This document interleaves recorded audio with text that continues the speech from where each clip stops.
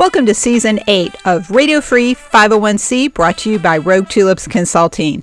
Don't forget to subscribe or follow us. We're in Season 8 and we still have a lot to talk about. Radio Free 501c is supported by USAE News, the weekly community newspaper of Association CVBs and hotels. Learn more at usaenews.com. Hey, this week we're welcoming another first-time guest. It's Yuriy Boyechko. He's the CEO and founder at Hope for Ukraine. We're going to talk about leading through crisis and nonprofit accountability and resilience. It's February 2nd, 2026. Time for episode 315. Hey, welcome to the first week of February already of 2026. It's hard to believe the year is just speeding along, but hey, it happens. I'm told it has something to do with the Earth going around the sun. Welcome to this week's edition of Radio Free 501c. I'm your host, Cecilia Sepp. I'm the principal and founder of Rogue Tulips Consulting, and we are one of the sponsors of this podcast, along with USAE News, who is our supporting partner in the podcast this year. Check them out at usaenews.com. We really appreciate their support. And this year, all of our podcast guests get a complimentary subscription to USAE News. So look in online and get more information about USAE. They are, in my opinion, the paper of record for the association management industry.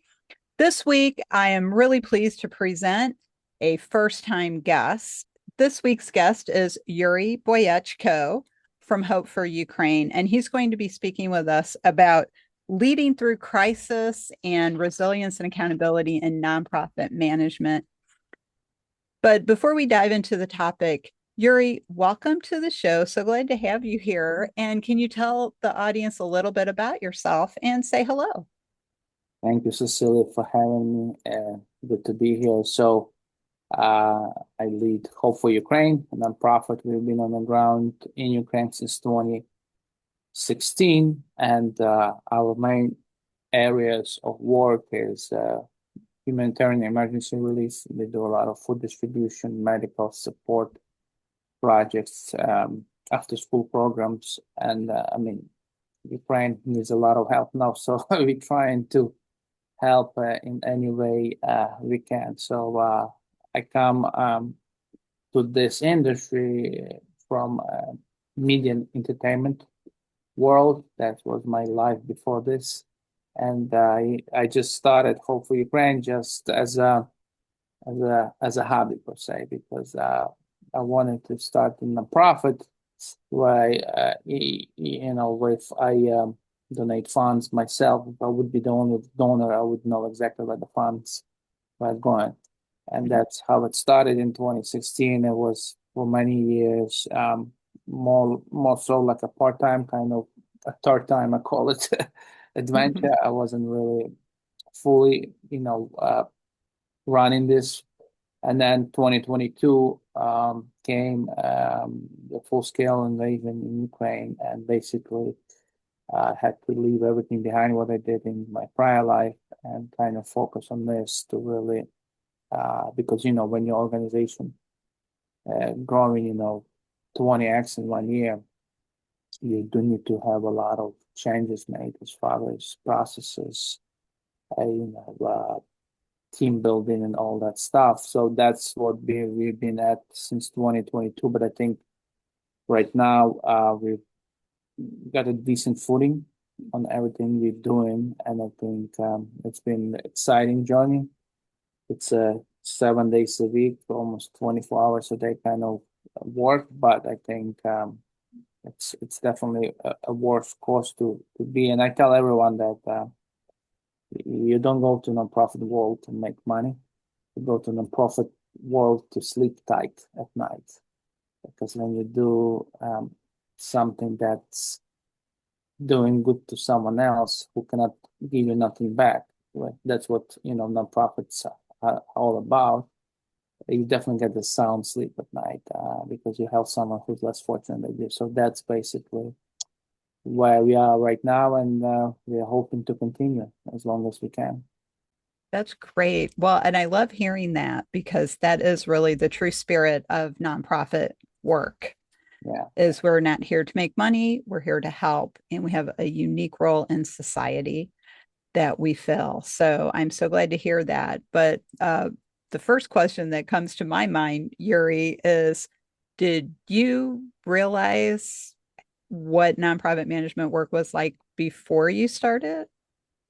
So I never gonna forget the phone call I had with our attorney, the Mhm. one who formed this for us. And I remember I was on the phone with him, and he's like, "Are you sure you want to do this? You might as well just, find a nonprofit you feel passionate about, just donate to them, and just do whatever you do, because running a nonprofit is very difficult. It's basically like you're running a publicly traded company, right? And it's just on a smaller scale.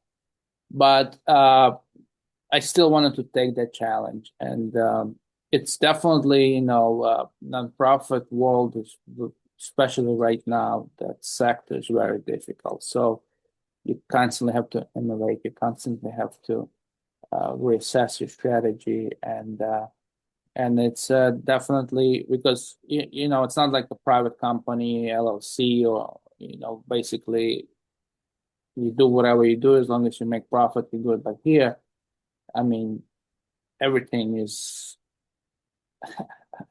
open, right? Your 990s, everything is up, available to public to view. So you need to make sure that you're really doing a due diligence because you're managing somebody else's money. It's that's why we don't in our organization we don't have donors. We have owners, and everyone who's supporting our cause is basically owner of Hope for Ukraine. And I'm just happy to be a steward of what people don't entrusted us with. Well, I admire you for going ahead and starting the organization after your attorney tried to talk you out of it, because I think a lot of nonprofits come from a personal desire to help, a personal commitment. So I'm curious, was there a specific incident that made you say one day, I want to create Hope for Ukraine? So the reason why I created this is because I'm from Ukraine. I came to the United States when I was 16, and like all through my schooling here, career, everything else I did outside of nonprofit, I would always be involved in some sort of humanitarian work in Ukraine. So back then, 2014 happened. There was initial annexation of Crimea and Donbas region by Russians. So we already been dealing with um, a lot of people who've been affected by internal displaced and other folks who needed help. So that was kind of like a bell that rang in my head. And I never knew that 2022 will come. But at that time, even outside of the war, Ukraine was always in a pretty bad shape as far as poverty, as far as one of the first projects we actually were working with kids who were HIV positive, right? Because there was not enough funding to basically fund the proper care for them. So a lot of times these disease would progress if there would be not enough medical attention, and what government was providing at that time was not enough to really keep up that type of support for these kids. So that's what was one of our first projects that we started in Ukraine. And after that, it's just again, I think once I'm born in a family of a minister, and I think our entire family are watching my father, my mother, their whole life was about service to others, and I think that's where that whole idea of starting a profit came from. Well, that's a great reason and a great motivation. And I know people all over the world uh, need help, but I know Ukraine is on all of our minds right now, especially since the supposed peace negotiations keep getting interrupted by more war. So we're all hoping something gets resolved there. But you've been helping Ukraine since before the war started, and you're seeing their needs. And when we were first talking about scheduling you for the podcast, uh, the topic is leading in crisis. So when you say leading in crisis, do you mean the fact that there are shifts going on in the nonprofit community today, or do you mean that the crisis is helping the people because they're in crisis? So leading in crisis, I mean, it's a twofold. I think what we do and what I do, we basically reassess our mission on a daily basis. When you work in a zone where in an area where right now I would never think that we would be still in an emergency response mode. I was thinking we're going to be rebuilding the country now, but it's not happening yet, right? So, but our programs are shifting as the needs on the ground shifting, right? For example, last year we started a solar energy resilience program, and that's been one of our most successful programs we've run so far. As far as the response impact on the ground and also the response from our owners slash donors, right?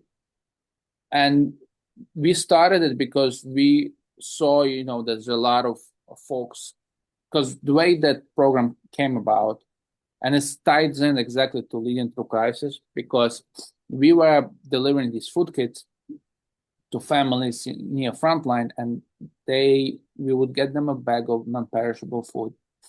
And then sometimes they would look at us say, like, we have nothing to prepare this food on, right? So the only thing we can do is, because there's no electricity, there is no gas.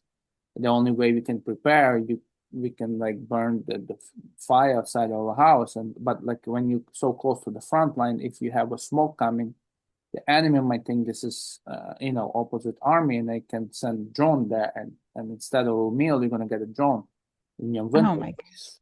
So that's where when we saw that problem, we were like, we need to adjust and create this new program, because we've never been in that space, right? And then we start supplying these solar energy resilient kits. So basically, it's like a generator powered by the solar panel, and there is a cooktop that comes with it, right?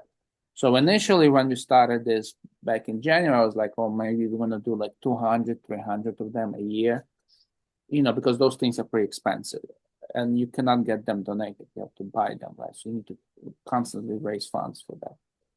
And long and behold, by the end of the year, we supplied over 1,200 of these, right? Because there was such a huge response from our owners, because they really see that this program really makes impact. So my entire message, and that's the message I always preach to all our staff members, to all our partners, that the money will follow impact. If money don't really follow vision, sometimes we have these vision casting meetings and stuff like that, which something's going to happen 5-10 years, but that's like, it's a pie in the sky. I think right now the way the society is shaped is people want to see results right away. So and leading through crisis, as society changes, I think we as a nonprofit leaders need to adjust our approach, right? So basically, if you have $100 in your pocket, instead of spending $100, on sending mailers, right? Spend that $100 on buying whatever you do as far as your, if you're if you provide support for animals, if you care about, whatever area of work you are, spend that $100, actually help someone, and then show it to what those $100 do, and that's how you're going to be able to grow your organization. So that's basically for us, because of the area we work in, we constantly every day, because we rely heavily on technology as well. So we actually build an application. It's like a DoorDash for humanitarian aid. So like every morning I get reports from everyone who worked on the ground, because we work with over 300 partners, right?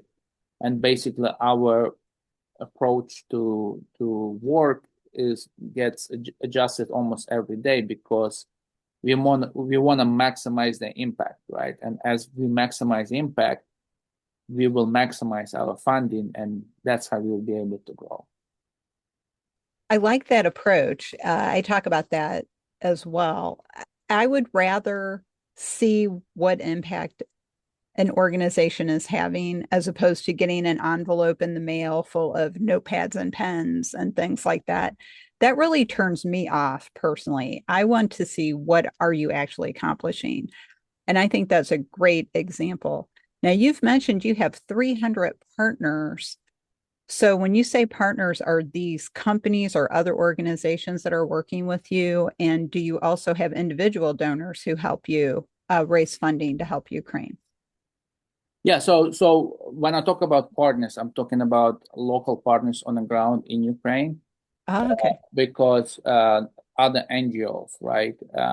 So basically, we work with in almost every region, right? And the way we usually work is we buy food, buy stuff that comes to our warehouse in Ukraine, and then all these smaller partners come load the vans and then bring to the uh, to the areas where they work. And then I don't know if any other nonprofit do, but we have this thing where we update our social media every 2 hours.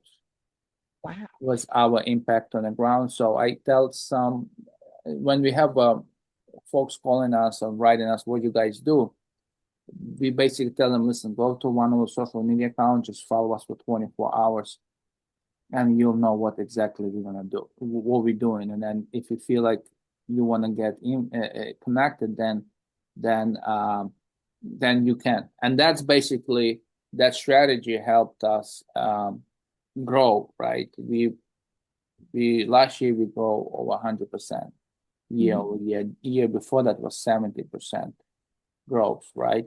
And that's what brings on this side of the equation, all the new partnerships where it's from, small businesses, different donors create their little fundraising groups for us, but because people, they feel like they're part of the tribe, and they just not, and that's our approach. Is we want to, connect, because we have 7 programs. We want to connect every donor to what they specifically are passionate about. Like if you're passionate about, solar energy, we're not even going to present to you our food program, right? Because that's not what you're passionate about. So we're trying to, to get everybody involved as much as we can, and get that personal touch to as many owners as we can, so they don't feel like they just number in a CRM, right? But they're really a part of this. And even though they never been to Ukraine, they never gonna be there, but because of our constant updates, they feel like they're part. And this new strategy we implemented this year is we're gonna everyone who on our email list will be getting 2 to 3 emails a week of storytelling about different programs, right? What we're doing there, and I've read a lot about profit strategies, and service, and everybody saying, oh, you should not send more than one email to your email list because people's gonna get tired of you and stuff like that. But I feel like if the messaging is crafted correct, right, then it actually draws people in, right? They're gonna look forward to those emails, because we've seen that happen on our social media, right? Because in 2022, right, when a war started, we would do like a update once a day, maybe once in 3 days, because I felt like, oh, I don't want to bother anyone, And then because that's basically, if you read all the publications about online strategies, that's basically the norm. And then in 2023, it came to mind, because I come from the film world, right? So I was looking at this as like if I direct the film, like if you direct the film, you want to always be on top, the story to keep moving, right? And that's where that idea of 2 hours updates live came. And we've seen such a huge growth where through our social media accounts, we have, maybe what, 300,000 followers altogether, but our reach is anywhere between 20 to 60 million in a month, right? As far as the interactions of our content. So that tells me that, this is definitely helps us to reach new audience. And yeah. So you connect people to things they're passionate about. You break the rules of social media and you get something out every 2 hours. That's amazing. And I think if that's what's working for you, I think people need to look at that. Just from a tactical perspective, how are you able to get social media out every 2 hours? Do you have your partners in Ukraine posting things, or is it your staff, or how does that work? So I run our social media because I feel like communication is a lifeline of every relationship. Once communication is broken, then relationship will fall apart. And that's basically how we build relationship with our owners and new owners, right? Who just browse into social media. And the way we keep, so like I told you, we have this app. It's called Hope app. So the way that works, all our partners, once they deliver the aid, they have to report back to us where they've been, who received it. They post videos, they post pictures and stuff like that. Then when I wake up in the morning, then I see all these reports, and then that's when the posts start going out, right? So if you follow, you can see that every 2 hours you'll find a story from a different part of the area we work in, and it's because we've just built this funnel of nonstop flow of the information. And listen, we've been at it for over a year, and it's been, it's definitely, when I look at everything we've done, it was probably the most amazing shift we did, because I never thought it was going to be like that. But basically, we have people connecting to us from all over the world that we would never connect them in any other way. That is such a great story. You mentioned storytelling, how you're getting that story out all the time. People are talking about storytelling again, but your story is a great story. You have been figuring it out. How much influence does your background in the movie industry have on how you communicate on behalf of Hope for Ukraine?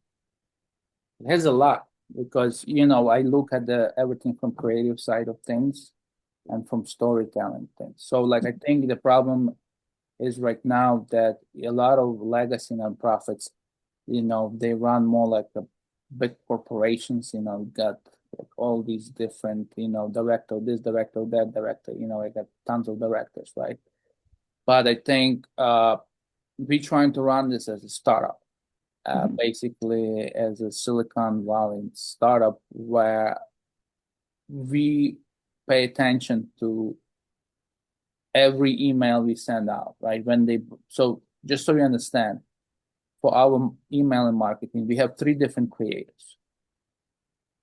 So because I can have one person, but usually person have the same style. Usually they would just do the same style. But for every day, we have a different creator creating different email about the story, because it will give that email a different feel and different touch, right? So when you open that email, you're not gonna be like, oh my God, I already seen it last week, the same dude, just a different story, right? And that's, I think what's been helping us is just kind of innovate all the time, because the reason why we starting with this 3 times a week emails, which is a lot for nonprofits, a lot, because retention rate in nonprofit is what, 40%? Usually donor retention, 35, 40%, right?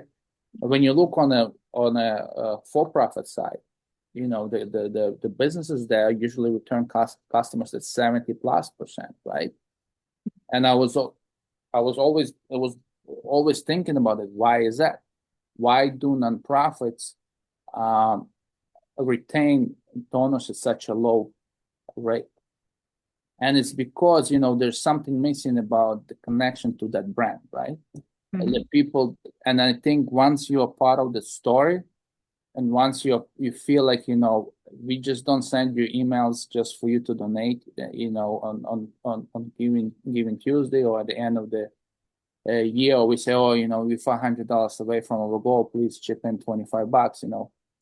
But when they see that constant communication from us, right, it kind of draws them into the organization, and they feel like they know everything. And I think that's the whole thing, is that we want to make sure that our owners, they know everything. They know everything, what we do every week, what we do on our main programs. And I think we'll see how it goes. I'll talk to you in a year, but I'll see how, because the whole point is because, and I've been talking this a lot, especially through online, like the way we treat our social media, and on the social media we spend $0 on ads. We don't pay for ads at all, or we pay for some ads for Google, but it's not a lot. But the way we treat this is we don't treat it as a clicks. We treat it as a front door to development. And what happens is our goal, and that's the KPI that I keep everybody honest, is not about first-time donors. Okay, how many first-time donors, but how many repeat donors? How many recurring relationships have you built, right? And that's what we judge everyone who work with us. Is we have a system where every donor that gives first time, we have 3 touch points with them afterwards from our outreach person, right? So they send them thank you email right away, not outside of the receipts, but within 24 hours, they get email, thank you for the gift. In 2 days, they get email a little bit about why, about the particular program that they're passionate about. And then on the 7th day, everybody gets email, the new donors I'm talking about, for them to join our social media accounts if they want to become a recurring donors, invitation to that as well. So basically, that's the type of a framework we've been establishing, and so that's where we are. Yeah, that is a great approach to doing that. And I think that's something most people could look to your example and say, oh, that's something we could start doing. I know people say, oh, we shouldn't email too often, but I think it depends on what your message is. You're telling the story of how you're helping people one-on-one with all the people helping you in Ukraine.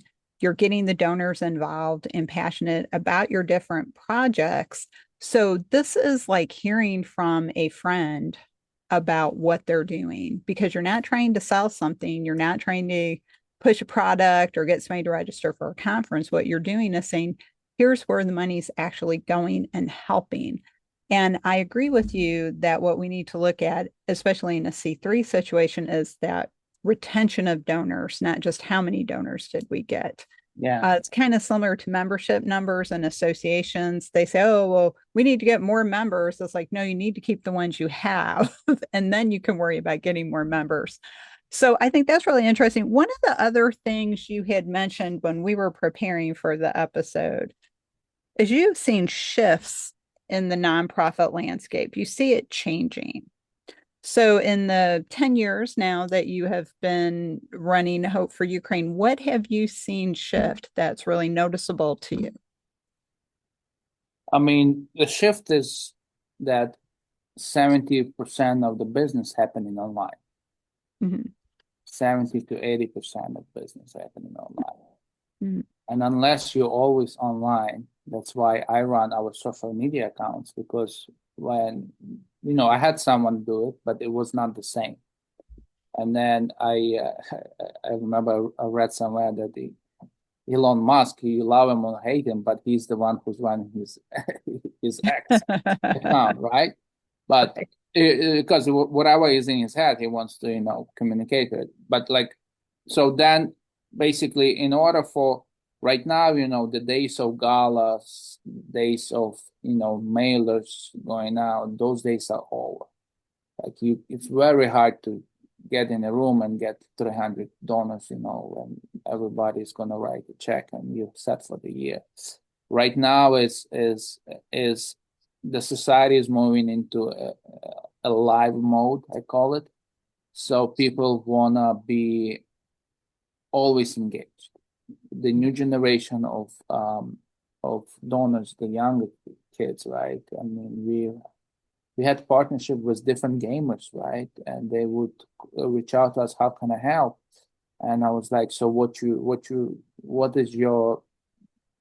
up to, right? And they're like, oh, I play games a lot. And we actually had one kid, do a live stream on Twitch, right? I didn't know what Twitch is about, but he actually raised money for hopefully playing games online. Then we had a partnership with the app company that develops these games, and they would put Hope for Ukraine.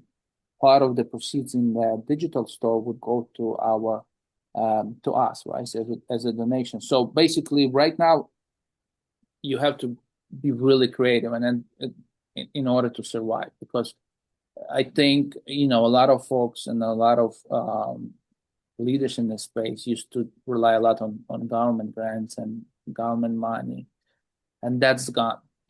Whatever happened, I think we're never going to see the same type of funding nonprofits used to get, before the USAE was resolved.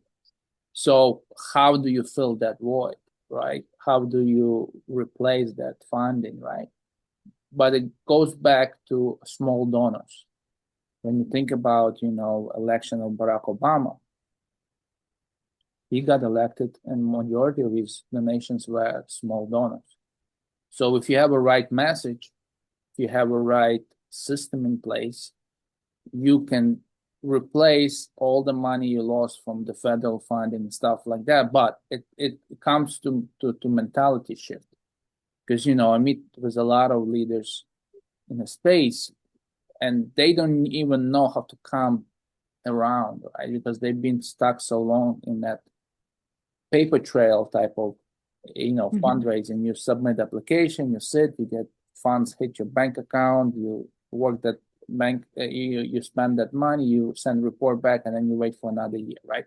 So there's no efforts there, right? There's no creativity but right now I think it's very important for folks to, because it's a very difficult times for a lot of nonprofits now, and we have to be real about that, because people have budgets, and now those funds are no longer there, right? And even foundations, they're getting 80 to 100 applications every day. So to get funds through different foundations, it's really hard. So the shift has to go back to your website, and I've been telling this, like, your website has to be, you have to spend a lot of time to build a great website.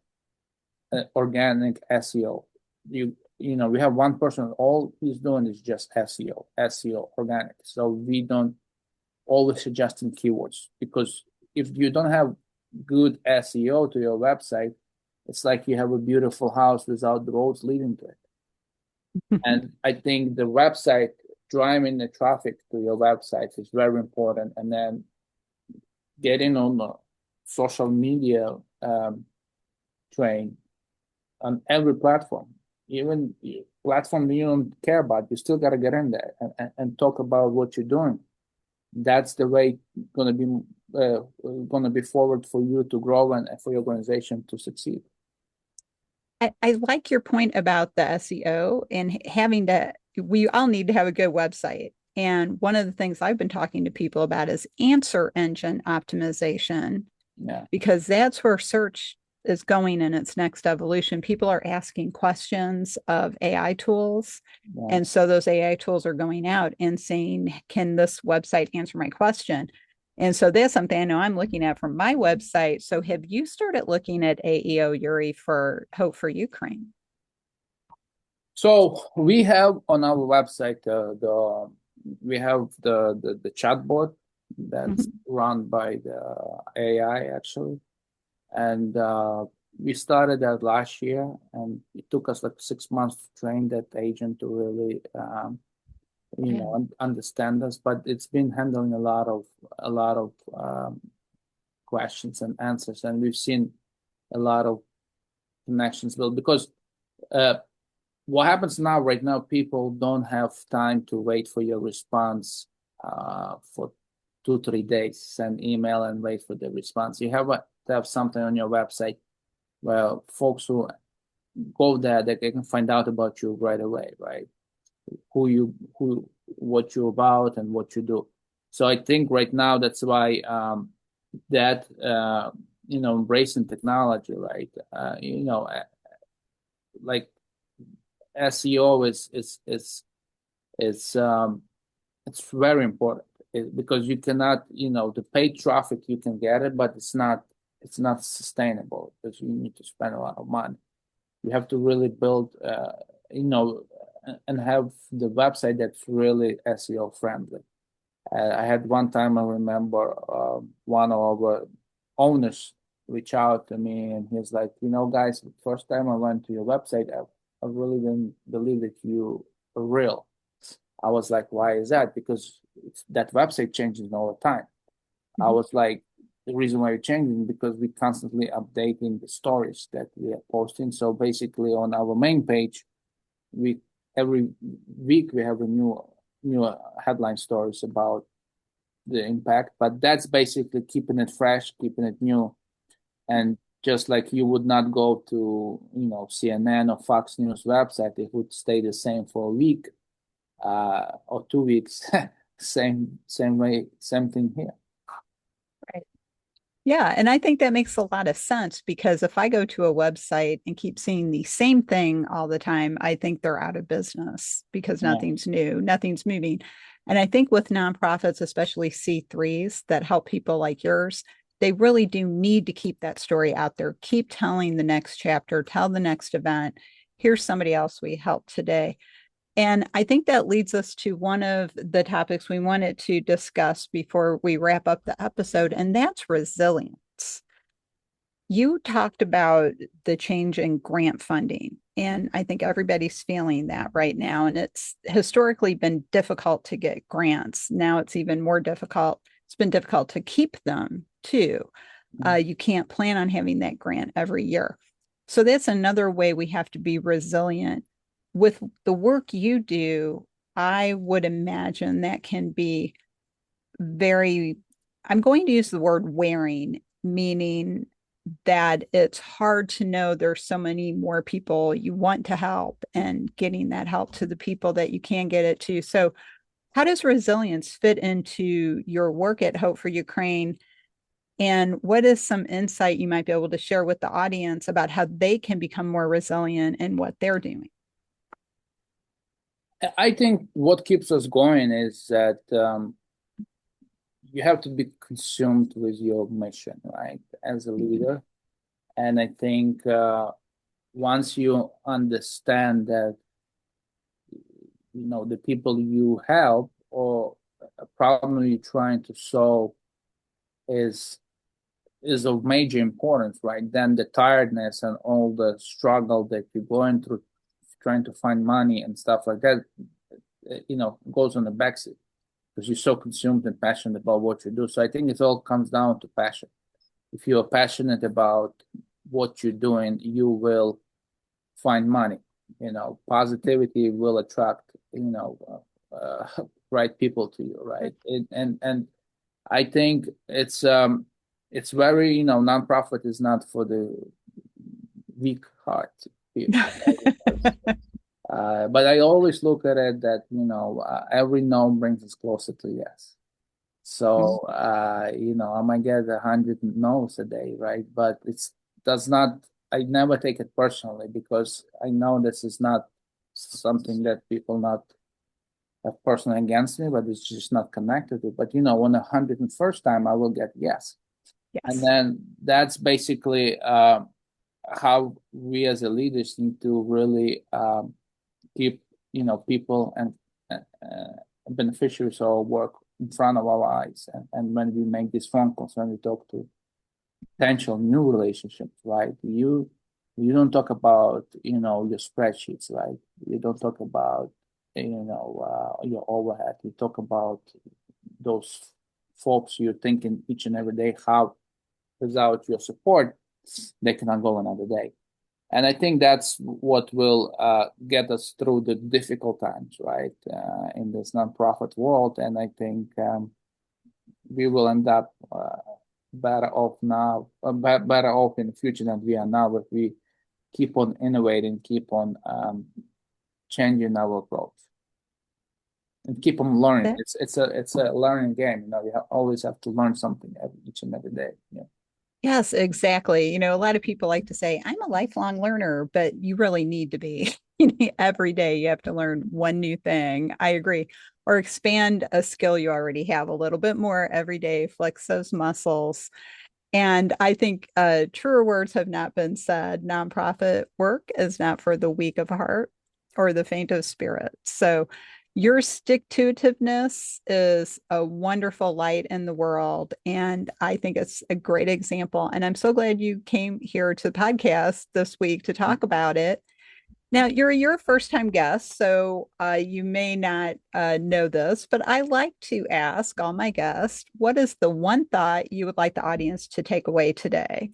And then how can they get in touch with you if they want to know more about you and Hope for Ukraine? So you can get more information about us at our website, hfu.org. You can find us on all the social media at Hope for Ukraine. At Hope for Ukraine. And as far as one thought is, I would encourage everybody to innovate. Innovate. You gotta look at what you've been doing, and if it's not been working, break it and start from scratch. Because right now it's people want something new all the time, right? If you had so I think innovation is something that we need to really look into. And I always try to bring this new concept to nonprofit world is we need to try to treat nonprofits as a hospitality business, because you go to a hotel, right, to sleep. You don't get nothing back. You just got a rest, right? It's not nothing tangible you take home. But you can go to one motel, you pay $80 a night.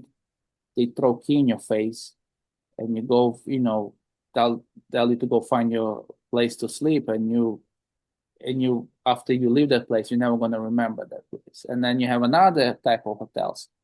You go there, the air smells good. They give you a glass of champagne. They treat you with a white glove. And once you leave that place, you will definitely come back to the second one. And that's basically, I think, how we as leaders in nonprofit world need to look at this. Thus, people who had first encounter with your organization, do they feel they want to come back? How they've been treated? And I think innovation together with that, personal touch is what's gonna keep those donors and those owners come back and really become your longtime partners in the work that you're doing. I love that suggestion. Thank you.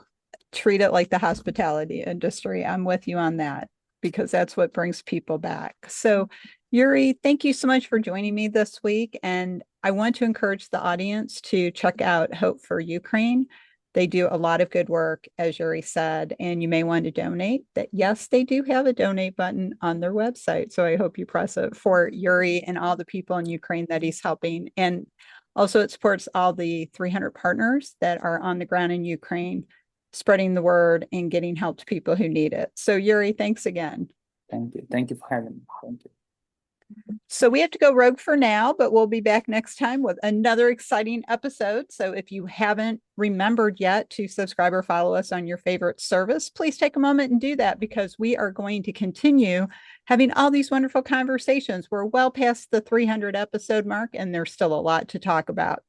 Speaking of a lot to talk about, if you'd like to know about how Rogue Tulips Consulting can help your organization bloom outside the box, check out our website, roguetulips.com.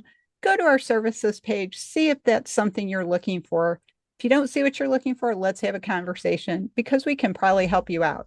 Also, if you would like to find this episode featuring Yuriy and his work at Hope for Ukraine, go to our podcast page and you can easily share it with your friends and colleagues.